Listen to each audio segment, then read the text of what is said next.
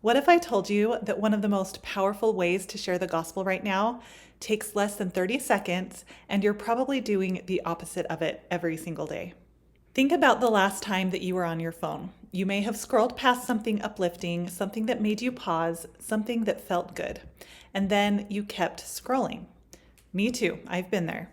And that's the problem. We are consuming more goodness than we are creating. As members of the Church of Jesus Christ of Latter-day Saints, we have been invited, really commanded, to do something powerful, to flood the earth with goodness. Not someday, not when we feel more confident, but right now. And today, I want to help you see why that matters, what's holding us back, and how simple it can actually be to start. So first, I want to talk about how we are actually consuming more goodness than we are sharing. Let me paint a picture. On one side, we scroll. We consume, we save, and on the other side is what could happen if we shared. Here's what we know from Scripture. In Mosiah chapter 15, verse 17, we are taught, "How beautiful upon the mountains are the feet of those who shall hereafter publish peace, yea, from this time henceforth and forever."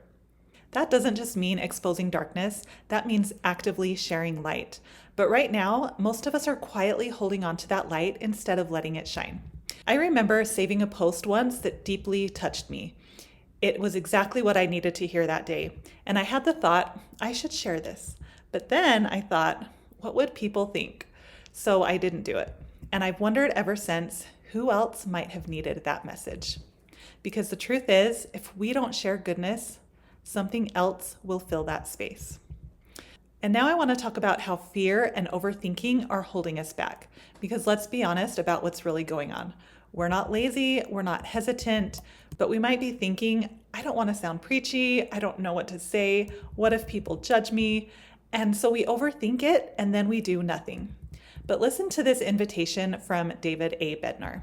He said, "I exhort you to sweep the earth with messages filled with righteousness and truth, messages that are authentic, edifying, and praiseworthy, and literally to sweep the earth as with a flood." That means this moment, this digital world is not random. It's intentional. There was a young woman who shared a simple testimony on her Instagram story. Nothing fancy, just a few sentences about trusting God during a hard week. Later, somebody messaged her and said, "I was about to give up today, and your post stopped me." She almost didn't share it, and that is what is at stake. What if the goal is never to be perfect? What if it's just to be willing? Because small, intentional sharing changes everything. We might hear flood the earth and think, that sounds big, that sounds overwhelming. But flooding doesn't happen all at once. It happens drop by drop. Here's what Alma teaches in the Book of Mormon in Alma chapter 37, verse 6. He says, "By small and simple things are great things brought to pass."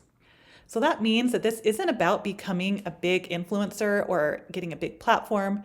It's just about becoming intentional.